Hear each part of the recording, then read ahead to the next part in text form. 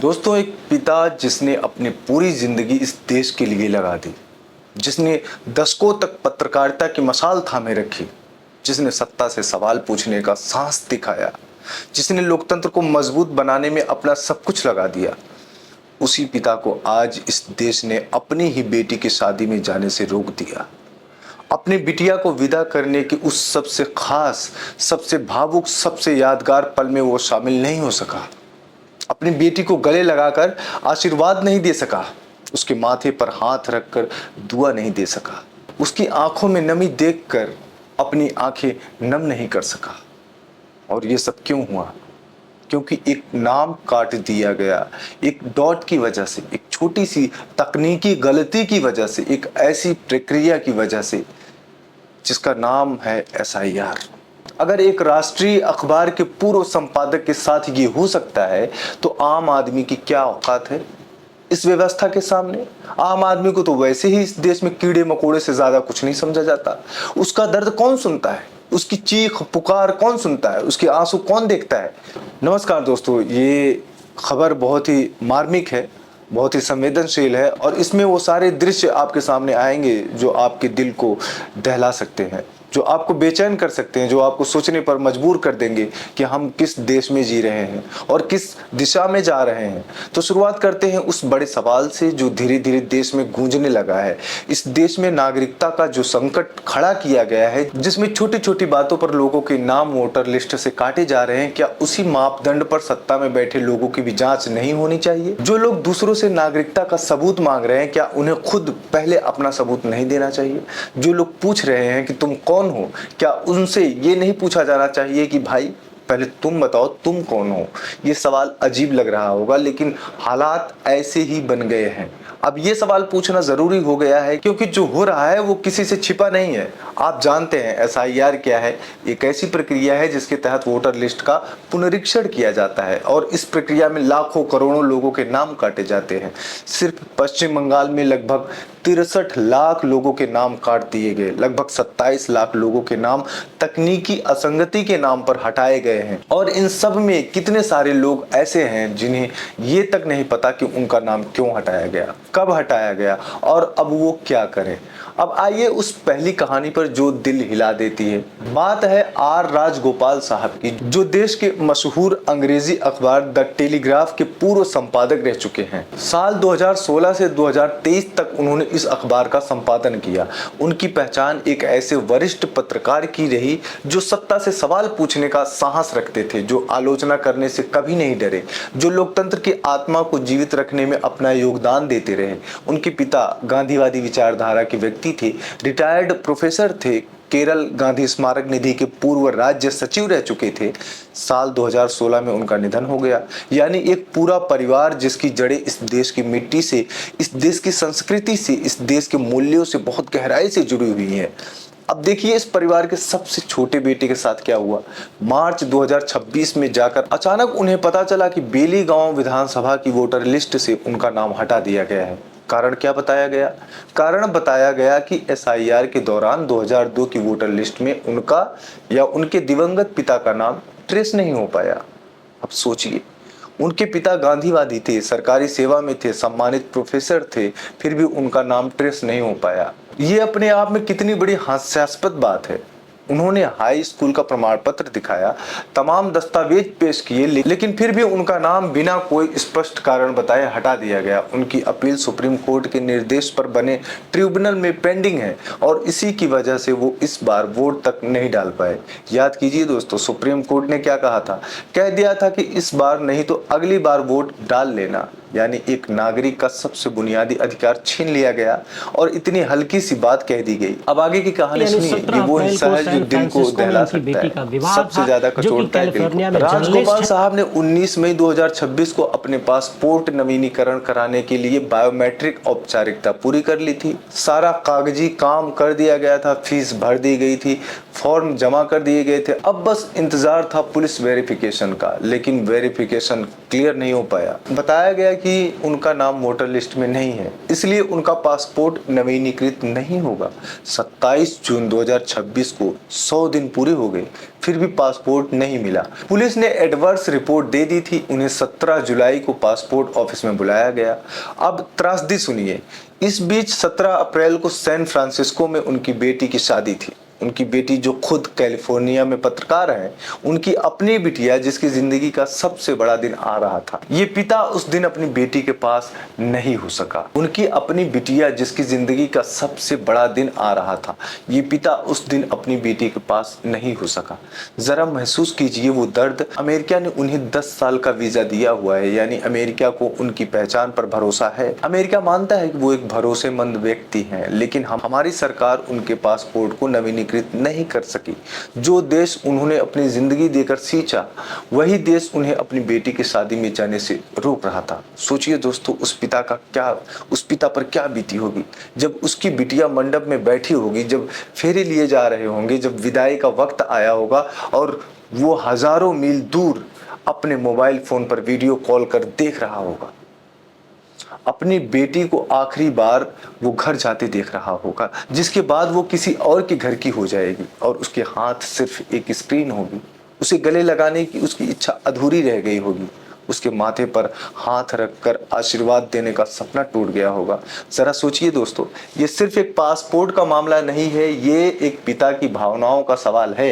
ये एक परिवार के सबसे महत्वपूर्ण पल का सवाल है।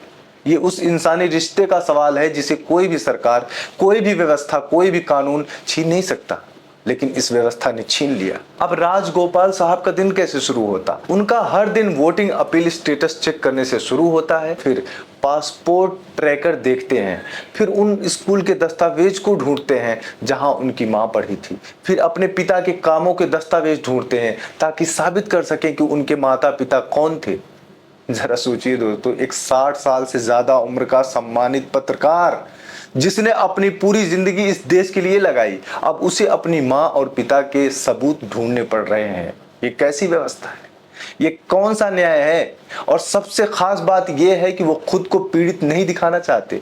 वो रोते गिड़गिड़ाते नहीं हैं, वो शिकायत नहीं करते, बल्कि एक बड़ा सवाल उठाते हैं कि अगर मेरे जैसे एक पत्रकार के साथ ये हो सकता है, तो आम आदमी के साथ क्या क्या नहीं हो रहा होगा। और यही वो सवाल है जो हमें सोचने पर मजबूर करता है। अब आइए कुछ और किस्से आप लोगों को सुना देते हैं जो पश्चिम बंगाल से आ रहे हैं और जो बताते हैं कि एसआईआर का दंश कितना गहरा हो चुका है। पहला किस्सा है मेटिया के एक नागरिक का। उनका नाम वोटर लिस्ट से कट गया। अब वो अपने मोहल्ले के राशन डीलर के पास गए। वहां जाकर देखा कि एक नोटिस लगा हुआ है। एक नोटिस में लिखा था कि जिन लोगों के नाम वोटर लिस्ट से कट गए हैं वो तुरंत राशन ऑफिस जाएं, नहीं तो उनका राशन कार्ड डीएक्टिवेट कर दिया जाएगा। अब उस गरीब नागरिक की हालत सोचिए, जो पहले से ही परेशान है, जिसका नाम पहले ही कट चुका है। अब उसके सामने ये नई आफत आ गई। अगर राशन कार्ड डीएक्टिवेट हो गया है तो क्या खाएगा, अपने बच्चों को क्या खिलाएगा, उसकी रोजी रोटी कैसे चलेगी। ये कहावत है कि नुक्ते के हेर फेर में खुदा से जुदा हो जाता है,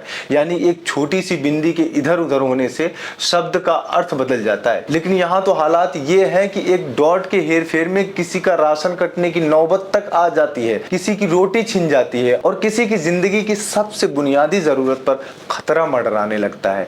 हुआ यह है कि कई लोगों के नामों में प्रीफिक्स के बाद एक डॉट लगा हुआ था वोटर कार्ड में, लेकिन उनके दूसरे दस्तावेजों में जैसे आधार, पासपोर्ट, राशन कार्ड में वो डॉट नहीं था। और बस इसी मिसमैच की वजह से, इसी एक छोटी सी तकनीकी बेमेल की वजह से उनके नाम काट दिए गए। अब वो अपील करके बैठे हैं, सुनवाई का इंतजार कर रहे हैं और कोई पता नहीं कि कब उनकी सुनवाई होगी, कब उन्हें न्याय मिलेगा। इसी बीच पश्चिम बंगाल की नई सरकार ने एक आदेश जारी किया है। उस आदेश में कहा गया है कि एसआईआर के दौरान जिन 63 लाख लोगों के नाम कटे हैं, उनकी पहचान करके उनके राशन कार्ड डीएक्टिवेट किए जाएं। हालांकि उसमें यह भी कहा गया है कि जिसकी अपील ट्रिब्यूनल में पेंडिंग है उनके राशन कार्ड तुरंत बंद ना किए जाएं। लेकिन जमीन पर क्या हो रहा है ये आप खुद देख सकते हैं। राशन डीलर अपने स्तर पर नोटिस लगा रहे हैं, धमकियां दे रहे हैं और लोगों को परेशान कर रहे हैं। अब दूसरी कहानी मुर्शिदाबाद की एक डिलीटेड वोटर की है। उनके पिता के नाम में 2002 और 2025 की वोटर लिस्ट के बीच सिर्फ एक अक्षर का अंतर था,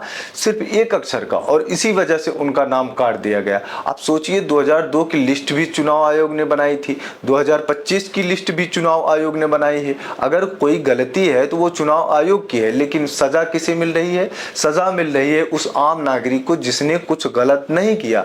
अब इस व्यक्ति ने अपने बेटी का जन्म प्रमाण पत्र बनवाने की कोशिश की। बेटी 2018 में पैदा हुई थी। अधिकारियों ने कह दिया कि आपका आवेदन स्वीकार नहीं किया जा सकता क्योंकि आपका नाम तो वोटर लिस्ट से कट गया है। यानी दादा के नाम में चुनाव आयोग की गलती की वजह से पिता का नाम कटा और अब पोती का जन्म प्रमाण पत्र नहीं बन रहा है। ये कैसा चक्रव्यूह है दोस्तों, ये कैसा जाल है। और इसका शिकार वो बच्ची हो रही हैं जो अब अच्छे स्कूल में दाखिला नहीं ले पाएंगी क्योंकि उनके पास जन्म प्रमाण पत्र ही नहीं है। उनका भविष्य अधर में लटक गया है और खुद ये भी नहीं समझ सकती कि उनके साथ क्या हो रहा है। अब तीसरा किस्सा सुनिए जरा, पश्चिम बंगाल के साउथ दिनाजपुर की एक 34 साल की महिला की। उनका नाम भी काट दिया गया है। अब वो अपने इलाके में निकल नहीं पाती क्योंकि लोग रोज ताने मारते हैं, कहते हैं अब तुम्हें होल्डिंग सेंटर भेजा जाएगा और फिर वहां से धक्के मारकर बांग्लादेश फेंक दिया जाएगा। जरा सोचिए उस महिला की मानसिक स्थिति जो अपने ही देश में, अपने ही इलाके में, अपने ही पड़ोसियों के बीच इतनी अपमानित महसूस कर रही है। वो कहती है कि उनके माता पिता का नाम है, उनके पति का नाम है, उनके रिश्तेदारों का नाम है, फिर वो अकेली इनवैलिड वोटर कैसे हो सकती है? ये कैसा तर्क है? ये कैसी व्यवस्था है? इन्हीं सब समस्याओं को लेकर हाल ही में सियालदा में एक कन्वेंशन हुआ जिसमें 200 से ज्यादा वोटर शामिल हुए। राज्य के अलग अलग हिस्सों से लोग आए, सब अपने अपनी दर्द भरी कहानियां लेकर आए। सबने कहा कि हमने अपील की है लेकिन सुनवाई के लिए नहीं बुलाया गया। हमें ये तक नहीं पता कि हमारा नाम क्यों काटा गया है। ये एक नेचुरल जस्टिस के बुनियादी सिद्धांतों के खिलाफ है। और सबसे चिंताजनक बात यह है कि जिस गति से ट्रिब्यूनल काम कर रहे हैं उस गति से इन सारे लंबित मामलों की सुनवाई पूरी होने में लगभग 20 साल लग जाएंगे। 20 साल दोस्तों, जरा सोचिए, 20 साल तक एक नागरिक अपने अधिकार के लिए लड़ता रहेगा, इंतजार करता रहेगा और कुछ नहीं तो उसकी एक पूरी जिंदगी इसी इंतजार में निकल जाएगी। ये कैसा लोकतंत्र है दोस्तों? हाँ, ये कैसी व्यवस्था है? लोकतंत्र में तो जनता मालिक होती है, जनता सरकार चुनती है, लेकिन यहाँ तो उल्टी गंगा बह रही है। यहाँ सरकार में बैठे लोग चुन रहे हैं कि जनता कौन है कौन नहीं। यहाँ नौकर मालिक से पूछ रहा है कि तुम कौन हो। ये कौन सा युग है? इसका अंजाम क्या होगा? और मामला सिर्फ इन्हीं लोगों तक नहीं रुका। इसी पश्चिम बंगाल में हाई कोर्ट के एक रिटायर्ड जज का नाम तक काट दिया गया। कई वरिष्ठ अधिकारियों के नाम काट दिए गए। जो लोग खुद चुनावी ड्यूटी पर थे उनके नाम काट दिए गए। और सबसे चौंकाने वाली बात तो यह है कि मुर्शिदाबाद में मीर जाफर के वंशजों के नाम भी काट दिए गए। सैकड़ों लोगों के नाम जिसका इतिहास सैकड़ों साल पुराना है, जिन्हें इस देश का बच्चा बच्चा जानता है। चाहे आप मीर जाफर को गद्दार कहें या जो भी कहें, लेकिन इतिहास में उनका नाम दर्ज है तो दर्ज है। इतिहास से नाम नहीं मिटाया जा सकता।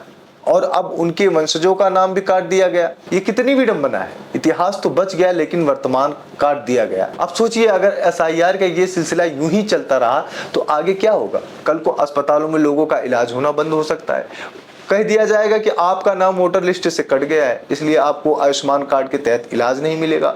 बच्चों को स्कूलों में दाखिला नहीं मिलेगा। कह दिया जाएगा कि आपके माता पिता का नाम कट गया है, इसलिए आप इस देश के नागरिक हैं ही नहीं। स्टेशनों पर, बस अड्डों पर, हवाई अड्डों पर एंट्री रोक दी जा सकती है। ड्राइविंग लाइसेंस और दूसरे पहचान पत्र निरस्त किए जा सकते हैं। और सबसे बड़ा सवाल ये है कि फिर ये लोग जाएंगे कहाँ? अगर ये अपने ही देश में रहते हुए अपने ही देश के नागरिक नहीं है तो क्या कोई उठाकर इन्हें दूसरे देश में फेंक देगा? ये तो इसी देश के सड़कों पर चलते हैं, इसी देश में टैक्स देते हैं, इसी देश की हवा पानी का इस्तेमाल करते हैं, फिर इनके साथ ऐसा सलूक क्यों?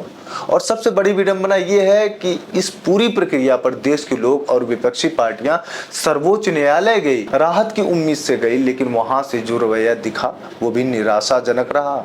उल्टे संबंधित अधिकारियों के हाथ और मजबूत हो गए और जनता के अधिकार और कमजोर पड़ गए। अब आइए एक बहुत बुनियादी सवाल पर, जिन लोगों ने ये सारी व्यवस्था बनाई है, जो लोग इस पूरी प्रक्रिया के पीछे हैं, क्या उनके दस्तावेजों की जांच होती है? क्या उनसे कोई पूछता है कि भाई तुम कौन हो? तुम्हारे पास क्या कागज है, तुम्हारी डिग्रियां कहाँ हैं, तुम्हारे खिलाफ जो आरोप लगे हैं उनके जवाब कहाँ हैं? इन सवालों का जवाब नहीं मिलता, क्योंकि एक तरफ कानून का तराजू झुका हुआ है और दूसरी तरफ आम जनता, जिसे एक डॉट के नाम पर परेशान किया जा रहा है। ये कितनी विसंगति है, ये कितनी असमानता है और ये कब तक चलेगी दोस्तों? ये सवाल अब हर नागरिक को पूछना चाहिए, हर परिवार को पूछना चाहिए, हर समुदाय को पूछना चाहिए, क्योंकि जब तक हम पूछेंगे नहीं, जब तक हम सवाल नहीं उठाएंगे, तब तक ये सिलसिला यूं ही चलता रहेगा और एक दिन वो आएगा जब हम भी इसका शिकार बनेंगे, हम भी अपनी जमीन पर अजनबी हो जाएंगे, हम भी अपने ही देश में बेगाने हो जाएंगे। याद रखिए, मीर जाफर का उदाहरण मैंने इसलिए दिया था क्योंकि इतिहास सब कुछ दर्ज करता है। इतिहास किसी का नहीं है, इतिहास सबका न्याय करता है। जिन लोगों ने इस देश की जनता के साथ अन्याय किया, जिन्होंने डॉट के नाम पर लोगों के राशन छीन लिए, जिन्होंने एक तकनीकी बेमेल के नाम पर पिता को बेटी की शादी से रोका, जिन्होंने एक छोटी सी गलती के नाम पर एक बच्ची का जन्म प्रमाण पत्र रोका, इतिहास में उनका नाम भी दर्ज होगा और इतिहास भी उनका न्याय करेगा। उनकी बनाई गई बड़ी बड़ी मूर्तियों से, उनके बनाए गए शानदार भवनों से, उनकी गाई गई अपनी ही तारीफों से वो पूजनीय नहीं हो जाएंगे। इतिहास सिर्फ कर्मों को देखता है और कर्म जब क्रूर होते हैं, जब अन्यायपूर्ण होते हैं, तब इतिहास उन्हें माफ नहीं करता। तो दोस्तों, आज की ये बात यहीं समाप्त करते हैं, लेकिन कुछ सवाल आपके सामने छोड़ जाते हैं। क्या आपको लगता है कि एसआईआर की पूरी प्रक्रिया पर पुनर्विचार होना चाहिए? क्या आपको लगता है कि जिन लोगों के नाम काटे गए हैं उन्हें तुरंत न्याय मिलना चाहिए? क्या आपको लगता है कि एक डॉट या एक अक्षर के अंतर पर किसी का अधिकार नहीं छीना जा सकता? क्या आपको लगता है कि सत्ता में बैठे लोगों के दस्तावेजों की भी उसी कड़ाई से जांच होनी चाहिए? अपनी राय आप हमें कमेंट बॉक्स में जरूर लिखिए। अपना कीमती वक्त देने के लिए बहुत बहुत शुक्रिया।